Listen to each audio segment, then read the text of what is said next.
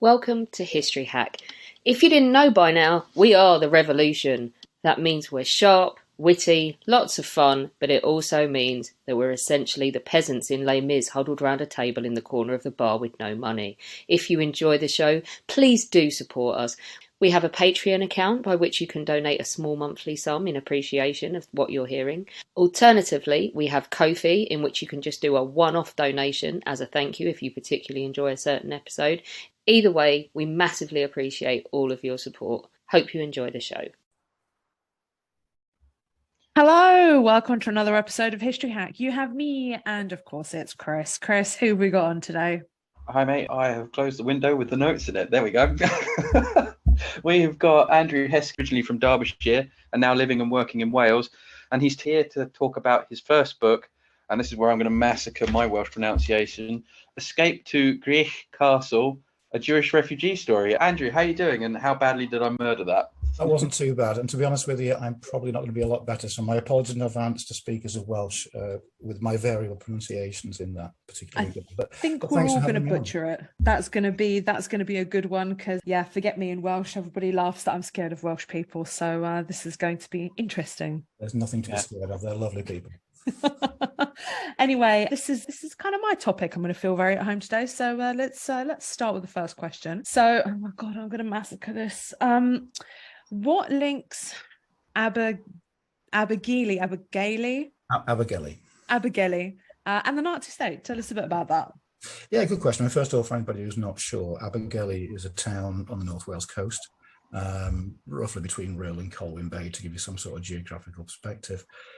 In terms of what links it with the Nazi state, well, the obvious answer is nothing, really, except this rather remarkable occurrence of the arrival of 200 young Jewish refugees at the very end of August, beginning of September 1939, so quite literally on the eve of the Second World War. And they stayed here for 2 years. What these kids had in common was the fact that they were all here as a result of arriving in Britain on the Kinder transport, which I can develop into if you wish. They were all aged 14 to 17, so in contemporary terms, today you would refer to them as school students in year 9 through to the sixth form, year 13. They were, for the most part, German. Some of them were Austrian, some of them were Czech, but they were all from areas that were Nazi controlled. The other thing that linked them was they were all members of some form of Zionist group, Zionists looking for the creation of a Jewish homeland. So many of them were members of an organization called Bachad and others an organization called Youth Aliyah.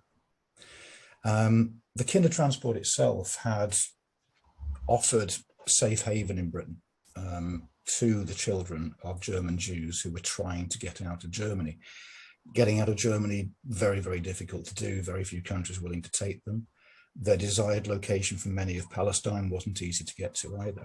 So the concept was, if Britain could offer a safe haven for the children, that would hopefully alleviate the problems the parents had in trying to secure immigration. And then, having achieved it, the kids in Britain could then find them and relocate and reunite with their families.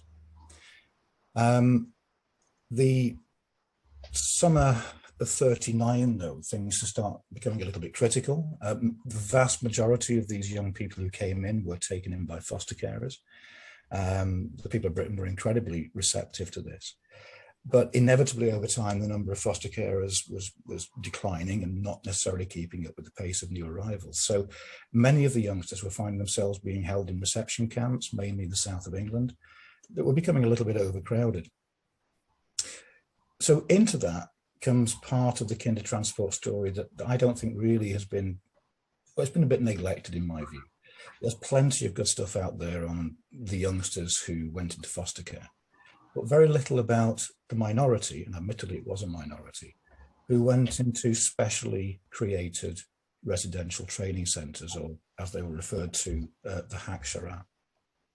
And the most important and the biggest of all the ones that were created was the one in Abergele, which was why I'm particularly interested in it. There were a number of others. There were about 20 in total that were created. Most of them, though, only housed a very small number of people, maybe 20, 30, that kind of order. So as the youngsters are sort of backing up in the reception centres, Zionist groups like Bachad had this idea of trying to create more Hakshara to take these youngsters out of the reception centres, but also, more importantly, to begin to provide them with the necessary skills and training as a future pioneer in the creation of a Jewish homeland. And of course, we need to remember, as I'm sure your listeners will know, there was no Israel at this time. That doesn't come into being until 1948. But it was tricky finding centres, and entering the story at this point is a very important man called Arya Handler, who was already 24 years old, very young man, but very, very efficient, very, very good, already involved in creating Aliyah projects to Palestine. And he had this idea that if you could create a large supercentre, a place that would have not just 20 or 30 kids, but maybe as many as 200 or 300, you could, first of all, alleviate the problems in the reception camps a little, but also use it as a kind of beacon, a flagship for the entire movement to create this example that others could follow. The problem he had, though, was finding a location. It would need to be, first of all, the building they were looking for would need to be big enough to be able to house 200-300 young people. So we're looking at an enormous building. It would need to be in a part of the country that wasn't going to be affected by evacuation should war break out. And of course, the plans for Operation Pied Piper were sort of well advanced by the summer of 1939. So there's no point looking for a property in or near a city. It would need to be in a rural area. But it would need to be anyway, because the third big thing would be that these Hakshara training centres would focus very much on developing agricultural skills. So this property would need to be in an agricultural area, an area surrounded by a strong agrarian economy, and with plenty of farms within the vicinity that these young people could work on. And finally, and perhaps most importantly, it had to be a building that was available, a building that somebody didn't want, or a building could be gained very, very cheaply, or preferably even free. So this concept of creating a sort of flagship supercentre had not really got very far. But during August 1939, Arya Handler became aware of Gwrych Castle in Abergele, owned by Lord Dundonald, who lived in Scotland. It wasn't a property he particularly wanted anymore, and actually was in the process of, although the legislation for the requisitioning of property wasn't quite in place yet, plenty of talk of it. And he was already effectively offering it to the government should war break out, to be used by the government for whatever purposes they wanted. The government didn't really have much of an idea of what to do with it either. So suddenly there was on the scene this amazingly large building, this castle in North Wales, in an agricultural area, well away from an evacuation zone, that was suddenly available. And Arya Handler heard of it. He came to pay a visit roughly mid-August of 1939, along with his brother, Dr. Julius Handler. And they immediately recognized that this place ticked all of the boxes they were looking for. It wasn't ideal in some ways. It was empty. It'd not been lived in for the best part of 15 years. There were going to be problems, but in other ways, it was absolutely perfect. And so they lobbied to be allowed to use it, for Bachad to bring these youngsters to it. Lord Dundonald had no personal objection either. And on August 28th, 1939, permission was given. And over the next 2 or 3 days, 200 young kids were transported from various parts of the country straight to the castle, and the project was underway. And what they created, as I mentioned before, was, I say it's a very neglected story, this huge experimental community that's kind of largely gone unnoticed. So, like you said, these kids are sort of from year 9 up to sixth form. Yeah. How did they find the journey from the Reich to England? How was it a troublesome journey? And yes, for some of them particularly so. It's kind of hard to give a single answer to that, because obviously every youngster, there were 10,000 ultimately came to Britain and 200 said they came to Abergele. Everyone has a slightly different experience. It was very variable. The generic approach, the approach that the vast majority experienced, just purely in terms of the geography of it, was that they were collected in a local town or city to where they lived, so it might be Hamburg or Kiel or wherever, placed onto trains, ferried across Germany, across the Dutch border, to the Hook of Holland near Rotterdam. There they transfer to a ferry. The ferry would take them across to Harwich in Essex. That's where they get off the ferry. There they'd be met by representatives from Bacad or Euphalia or whoever. And in many cases then moved to Liverpool Street Station in London. There's a monument there today to the Kinder Transport. It was a key sort of hub for where the youngsters were then, in some cases, relocated directly to foster carers, in other cases, taken to a reception centre whilst a foster carer was being found. Most Kinder Transport children would have had that journey together in terms of the similarity of it. But in terms of individual experiences, they were quite variable. A key part of what I've tried to do in the book I've written is to really get the voices of the young people themselves as far as possible, and looking into them. Many of them had different experiences. Some of them were really excited. This was a huge adventure. It was, I wouldn't call it a holiday, but it was an adventure. They were going somewhere else. It was going to be exciting. It was going to be different. Others, perhaps those maybe slightly older or with a slightly keener idea of the politics of the time, were quite somber. Some of them, well, all of them, couldn't have possibly known that what they were embarking upon was a journey that they would ultimately never really return from. It was, for many of them, their final goodbye, with parents or siblings at a train station somewhere in Germany. One or two had an inkling that this could be the end of something, but nobody could know that. One of the youngsters in the book who came to Gwrych was quite convinced this would all be very short term. Soon be back with his family and everything would be good again. So very variable in terms of the emotions of it. One particular account that sticks in my mind of a group of youngsters shows their tremendous sense of having escaped from something. They refer to the moment they crossed the Dutch border as suddenly all jumping around and slapping each other like monkeys. So you can see in that sense of relief almost for some of them as well. Within the group that came to the castle in Abergele, there were two or three different groups. There was a group that was collected at one of the reception centres in Kent. There was one group that was redirected straight from the Kinder Transport from Harwich. But interestingly, within the group was a group of 31 that went straight through from what proved to be ultimately the very final Kinder Transport to make it out. And their journey to Britain was a particularly fraught one. They got as far as Cologne initially when Nazi officials jumped on the train and threw them off. They weren't going to allow them to go any further. And they spent a night in a hostel whilst a Dutch refugee charity got involved to try and figure out the way to move them forward. And the next day some buses turned up and they were bussed across the border into Holland. One of the sort of stupid things about the Nazis here, that they were desperate to get the Jews out, but they wouldn't allow German ports to be used, hence the move to Holland. As they crossed the border, there's an account by a couple of them of the somewhat over-dramatic behaviour of one of the German border guards who waved his rifle at them. And they got a lot of abuse as they crossed the border as well. But because they were on buses, when they arrived at the Hook of Holland, they thoroughly expected to have missed the ferry, but very fortunately, the captain delayed his departure for this group to get there on time, and they just managed it. The tragedy is that the group following them, the next transport, didn't make it out. When they arrived in Britain, particularly at Liverpool Street, which was the first time they'd really had a chance to look around them, again within the accounts there were many interesting stories. They were their memories, you know, it's amazing what sticks in your memory many years later, isn't it? But for one of them, the thing that stuck in their memory was being offered white bread. What's that? That was new.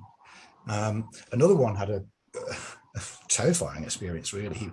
A couple of them were amazed to see ranks of taxis, and that the drivers were mostly Jewish. Was that allowed? Were people allowed, were Jews allowed to work in Britain? And one of them had a brief conversation. One of the taxi drivers leaned out, and I assume, I don't know for certain, but I assume in some sort of Cockney accent, asked, "Did you come here today?" And this youngster, who spoke a little bit of English, but not great, he misheard it. And he heard the question as, "Did you come here to die?" Which frightened him. Oh dear God, are you serious? No, absolutely. And that's still in the book too. So, you know, so those initial experiences of Britain, you've got to bear in mind, of course, these youngsters, they'd spent most of their life, certainly their conscious memory of their life as a persecuted minority. So why should the people of Britain be any different? But yeah, so from there, like I say, some of them, the next experience was to come straight to Abergele, but for some of those who arrived a bit earlier, they went to various reception centres. And the other main group that ended up in Abergele went to a farm in Kent initially called Great Engham. I don't know if I pronounced that correctly, but I apologise to anybody in Kent for getting that wrong. And when they got the news that they were going to be shifted again, but this time to a castle in North Wales, you can see almost this almost like childlike excitement, you know, a castle, amazing, you know. But then the final leg of the journey, and for some of them, I say it went all the way through from Germany, through Holland to Britain, and then straight on to North Wales. But for some of those who've been here for a few days or weeks, they were then put on buses and moved across to North Wales. But by coincidence, there was no design and no plan to this. Almost every single group that arrived separately always arrived during the night, you know, sort of 2 in the morning or 4 in the morning, whatever, during darkness, which was a slight problem for later on because it meant the locals in Abergele, actually, generally speaking, didn't have much of an idea anything was happening. You know, suddenly there was a community. Where'd they come from? But also the first impressions of the kids once they arrived at the castle, you know, they get up the buses or whatever, they look up, they see this amazing building, and it's so exciting. They go in, and then suddenly it's all different. It's empty. It's dark. It's dusty. It's dirty. It's run down. There's nothing in it. There's a chair that's broken. There's a table in this huge building, and that's it. And for the first few nights, most, but all of them had to sleep on the floor, find a hard floor somewhere. And it was a very, very horrible start. But I guess all that would have been massively exacerbated by their recent experience. You know, they were collectively incredibly tired. Some had been traveling for days, over hundreds of miles. It was a place they didn't know. They were dispirited, they were grumpy, they were disorientated. It had been an emotional roller coaster. So to go back to your original question, what were their experiences? They're many and varied, but collectively, this it was quite clearly an incredibly traumatic experience for them. And they had absolutely no idea what the future held. Well, you've already touched on a little bit, so let's delve into it a little bit, because it's a culture shock, really, going from Germany and Austria to a tiny little village in Wales. It's a small town, but yeah, to take your point, yeah, absolutely. So yeah, it's a huge, yeah. Talk to us about what they actually thought. I mean, obviously the castle was a little bit empty when they arrived, but how did they experience all of this? Initially, very badly. I say it was empty, it was dirty, it was run down. They didn't quite know what to do with themselves. And of course, there was also a lack of food. All they really had was stuff they brought with them on the buses. So establishing the centre, of course, over the period of a few nights, therefore, we suddenly go from nobody to a group of 200 young people, with another 50 or so, 40 to 50 young adult helpers. And by young adult helpers, this is a group called the Havarim, who are the kind of going to be the leaders of the group. They are themselves very young. Most of them themselves had just turned 18, so some had actually arrived on kinder transport themselves. And age-wise, the vast majority, Aria Handler, the founder of all this, was only 24. Most of them were in their early to mid-20s. The oldest I found amongst the entire group was 33, and that was very much an outlier. So this group collectively, they're here, and they've got to establish something. And it started badly, but it also started brilliantly, which might sound like a strange thing to say, so I'll just expand on that slightly. The first thing is it started badly because they had little time to prepare this. The castle only became available to the 28th of August. And in 3 or 4 days, there's 200 kids there. There have been attempts. Dr. Julius Handler had been at the castle for a week or so prior to this, with a few others, trying to get it ready, but they couldn't have achieved much in that time. And so for those first few days, as I mentioned, they all slept on floors. They all had jobs to do in the day of just literally cleaning and tidying. It was dispiriting. There was a sense of despair for some of them. You know, for those who've been at Great Engham, for example, in Kent, and they've been housed in tents or disused railway carriages, which wasn't particularly great either. But despite that, it appeared they'd even traded downwards. So it was just not a good start. But what's remarkable about it is that just a few days into into this. Well, sorry, there's one more part to say perhaps before I do. The final kind of kick in the guts, if I can put it that way, was the declaration of war. They'd arrived, there was no war. And within a couple of days of arriving, Britain goes to war. And they were gathered together on the forecourt of the castle to be told this. And I won't go into it now, but it's in the book. But there's some really interesting accounts of how they received that.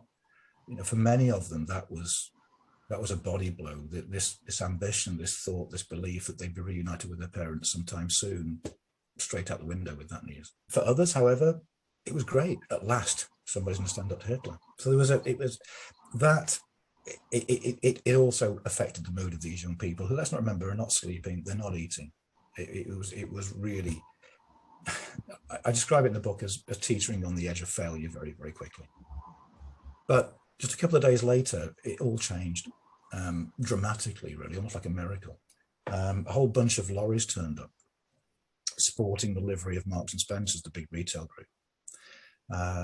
And I won't go into it now, but the daughter of Michael Marks was a key figure behind the scenes in assisting them getting the castle in the first place, but also almost certainly behind providing this fleet of lorries that brought beds, mattresses, blankets, and most importantly, one truck filled full of food.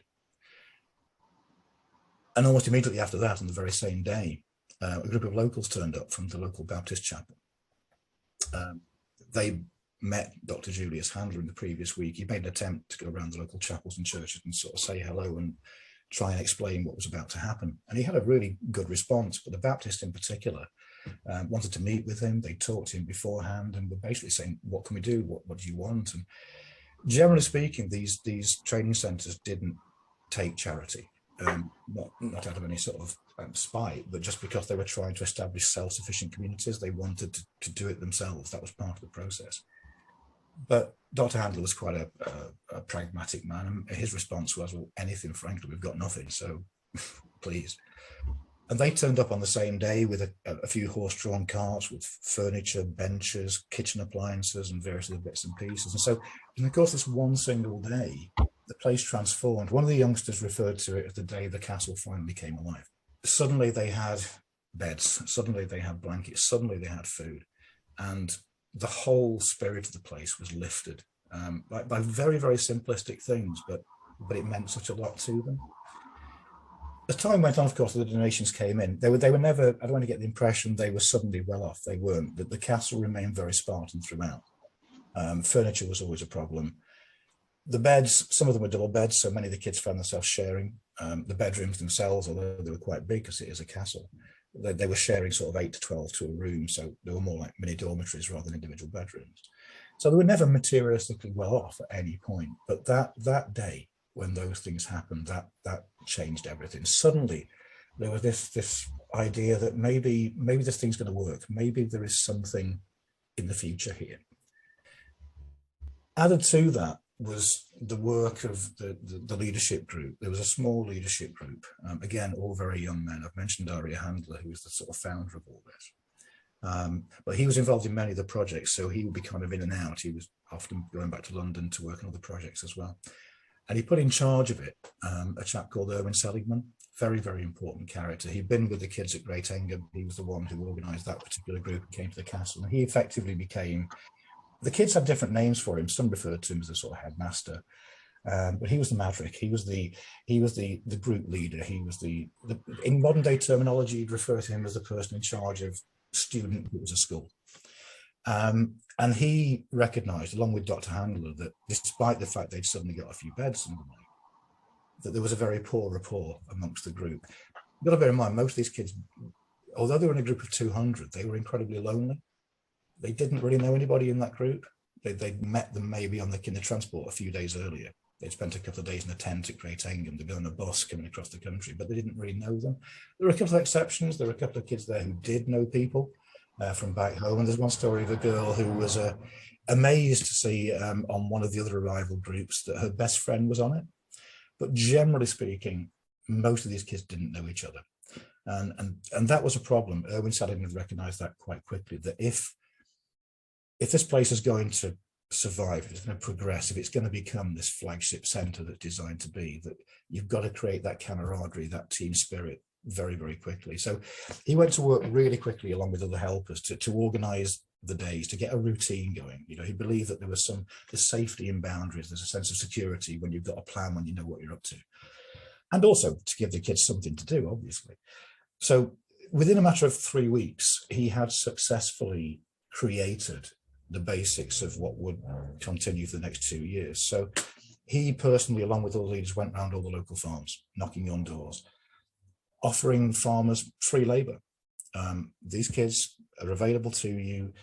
All we ask in return is you give them meaningful things to do from which they can develop agricultural skills, but otherwise they're free to you.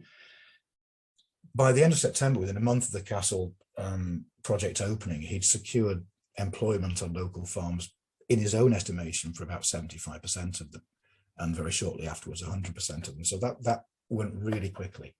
So a typical day soon became established. The concept was they'd all be woken at about 5:30 in the morning, which sounds to us ridiculously early. It would be a very long day. Half of them would then go off to work on the local farms. The other half would stay at the castle, where they'd receive education. Classes were set up. It was relatively basic and limited education, focusing mainly on Hebrew, on the learning of English, and religious studies, but nevertheless education all the same. At roughly midday, the groups from the farms would come back to the castle, the groups in classes would go out to the farms, and the groups who'd come back would go into the classes. So the day was split into those two. All of that would sort of normally come to an end around about sort of 6 p.m. And then the groups would then collectively go into what they called the rosters, which weren't particularly popular. But this was stuff to do in the evenings. And this was stuff to do in the castle or around the place. It might be cleaning. It might be laundry. It might be forestry, collecting logs from the woods nearby for the fires, or whatever it might be. Potentially, those evening rosters could go on for 4 hours, usually not. But it did mean that a day could potentially have been from sort of 5:30 in the morning till 10 p.m. at night. So they were long days. But what Sally'd been doing was create this, at least create a routine, create a daily expectation, which proved to be really, really important in terms of taking the kids' minds off these various things to an extent, but also developing this concept of creating a kibbutz-like atmosphere within the group. So it took a bit of time to establish, but actually to do all that within literally a month, I think it's pretty impressive. So Lech mich am Arsch is a great way to start. It's a great name for a chapter. Loved it. Spent a lot of time laughing about it. But you also talk about how the kids started to learn Welsh. And after mine and Alina's dicey pronunciation, how did the German kids get on with it? Actually, pretty well. They didn't receive any formal education here at the castle, but working on the farms, working with local Welsh farm labourers, they began to pick it up actually quite quickly. What they discovered, though, was that there was a real benefit to learning Welsh. One of the kids described the farmers. He sort of separated them as those he regarded as English and those he regarded as Welsh. And he commented that the English farmers were more liberal. I don't think he meant that in a political way. I just think they were a bit more easygoing, perhaps. But what the kids discovered was that if you spoke Welsh to a Welsh farmer, they became a kitten straight away. One of them described it as, if you could speak Welsh to a Welsh farmer, you could get away with murder. So naturally, they all then vied to learn as much as possible, because that might result in a slightly easier workday or slightly better jobs, and the increased possibility of getting some sort of little backhander at the end of the week, maybe a bit of food, or in some cases a little bit of cash was given to them. So they really picked up the Welsh. It was very much, though, picked up on the farms. It was sometimes quite industrial. One young lad, I don't think he knew this for a while, but his mentor had been teaching him Welsh for some time, and then he discovered after a while that he'd been taught largely how to swear in Welsh. And they have various experiences with their ability to use it amongst the locals. But yeah, they picked up quite a lot and quite quickly. We talked about it before we started recording, but you're gonna have to tell us the arse story. Oh, sorry. Yes, I was going to do that. It's probably my favourite story in the entire book. So I think it apart from being funny, it just encapsulates so many other things.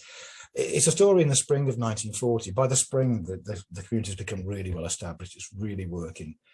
And there's a tremendous sense, you can see it amongst the kids, of finally becoming kids, that they're behaving like kids. It's almost as if that a lot of those burdens, it's not that they're not there, but they're liberated, they're more confident.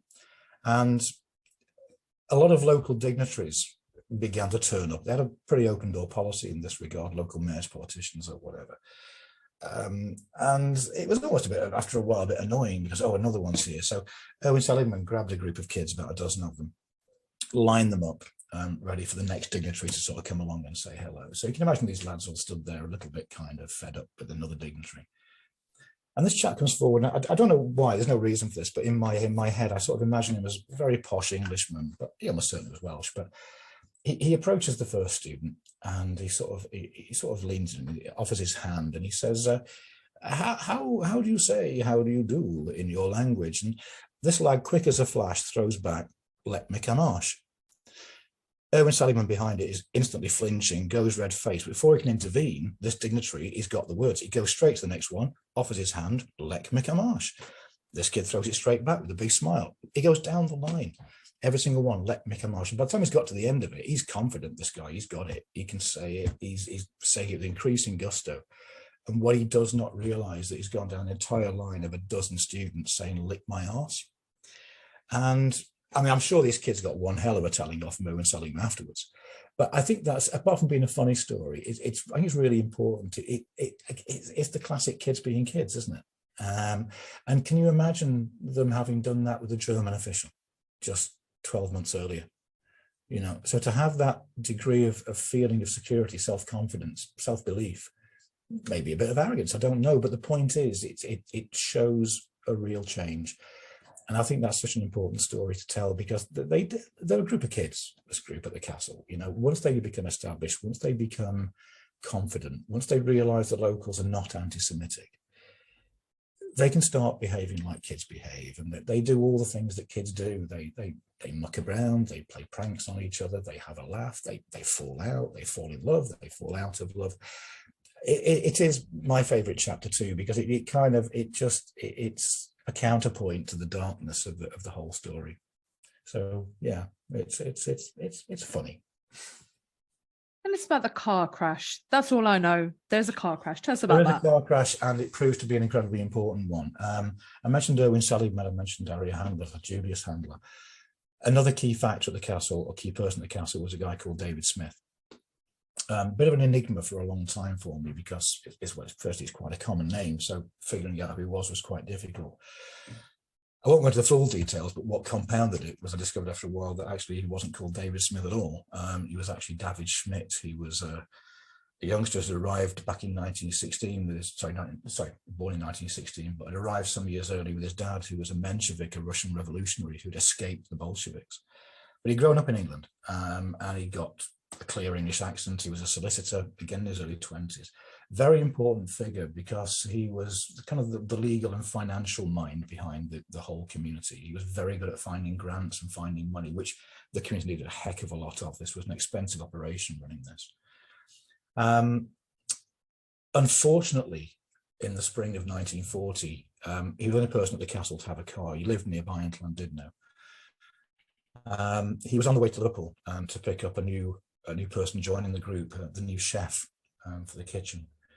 And on the way back from Liverpool near Holywell, a sheep strayed across the road. He changed direction rapidly to avoid it, but went straight down an embankment.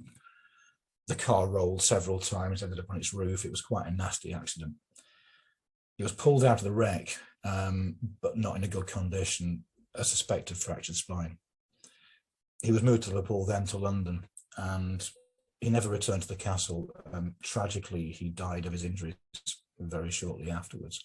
And that was a crucial moment for the castle, because they lost a very important person to the community, and a very important person in terms of finding the finance. So the car crash, it's part of the story that leads us to the end, and the beginning of the end. It's not by itself, but the loss of Smith proved to be incredibly important.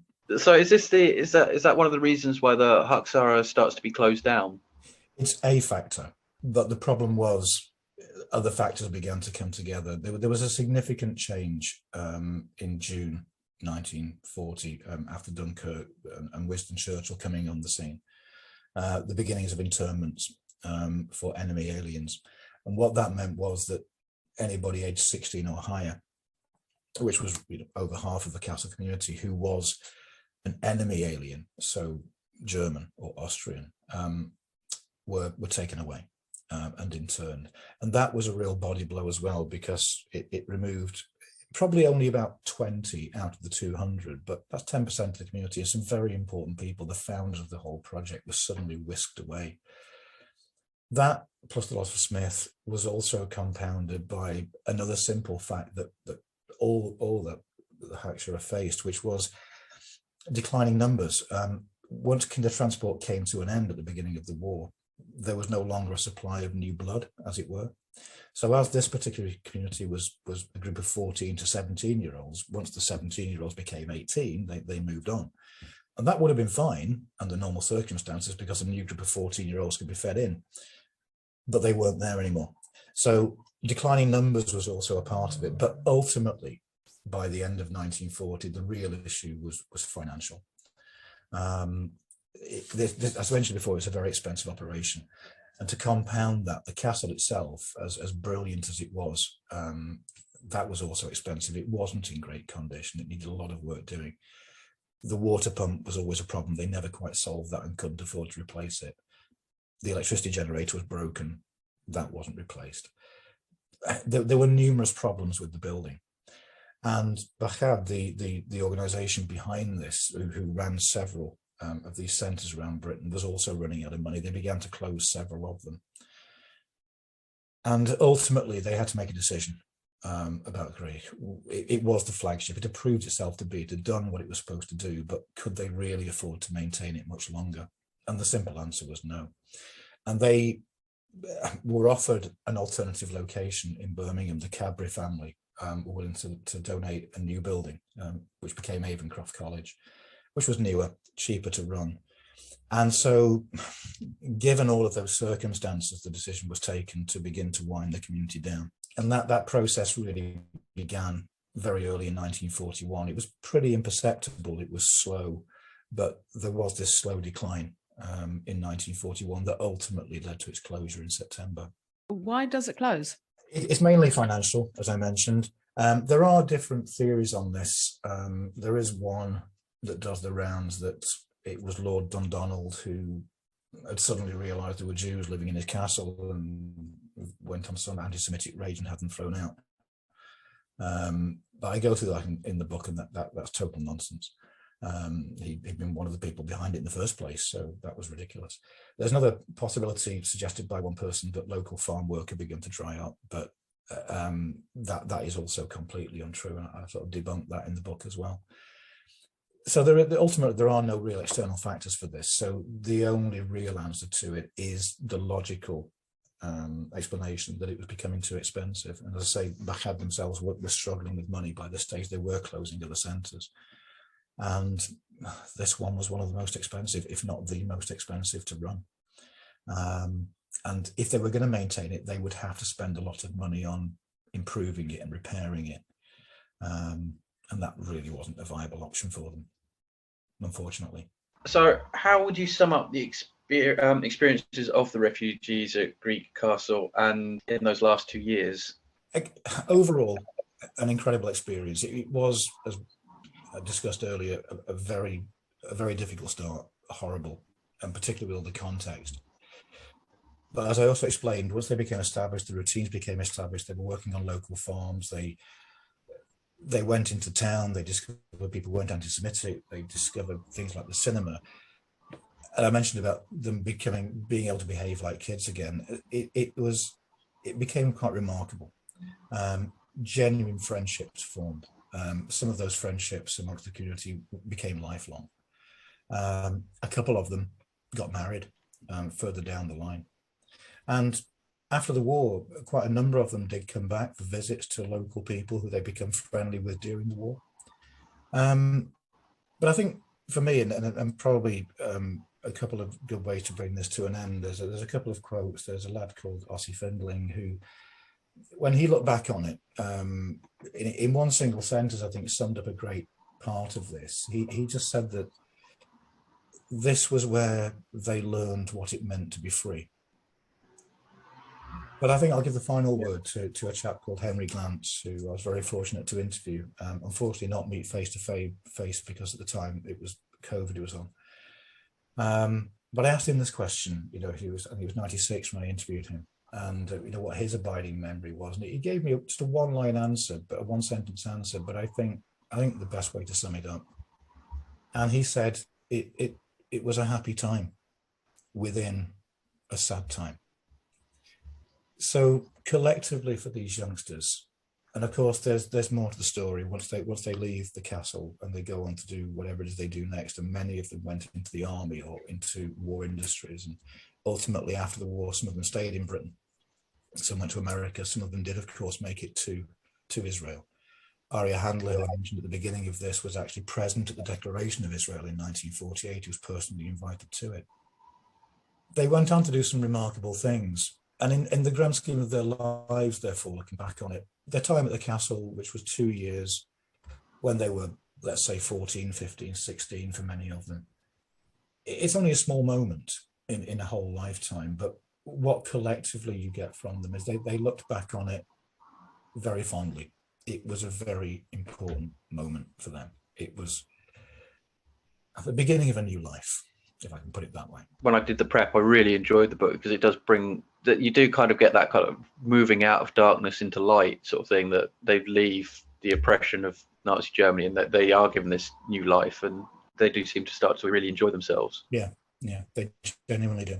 And it's remarkable to see, isn't it? When you think of all the darkness around this and what we all know about what was going to happen next with the Holocaust or whatever, to see this moment, of a new life. Yeah, Andrew, this has been really, really good. It's a really interesting subject, and like you said, it's something that is quite neglected. Kindertransport is just it's sort of briefly touched upon in lots of general histories, but yeah, no, it is a really fantastic book. But would you mind reminding everyone the title of your book so that I can't mispronounce it again, and when it's available and where? Of course. Apologies to my daughter, first of all, and anybody in Wales. It's Escape to Gwrych Castle, a Jewish refugee story, published by Calon, which is an imprint of the University of Wales Press, and it becomes available on the 22nd of June. So hopefully it should be out about the time this comes out. And we'll try and get it into the History Hack shop, which means podcast will get a tiny amount of the money, and you'll get more money than if it's sold by a Long River named online bookshop, who I won't say. Well, thank you. Thanks for those words too. That means a lot. I appreciate it. I hope that's been useful to you. Yeah, absolutely. No, it's been really interesting. Thanks for coming on. No problem. Our incredible guests give us 45 minutes of their time to join us and talk about their work or their new book. This is just a small taster. As a result, we have launched our very own bookshop on bookshop.org, where you can find our guests' latest books, you can support them, and you can support us on History Hack. 10% of every sale via our bookshop supports the podcast and allows us to keep going and bring you more top-of-the-line guests. You can find our bookshop at bookshop.org/shop/History Hack, or search for us in the shop section. Thank you so much for your continued support. We really appreciate our listeners and supporters. So make sure you get down to the bookshop and grab yourselves a new book.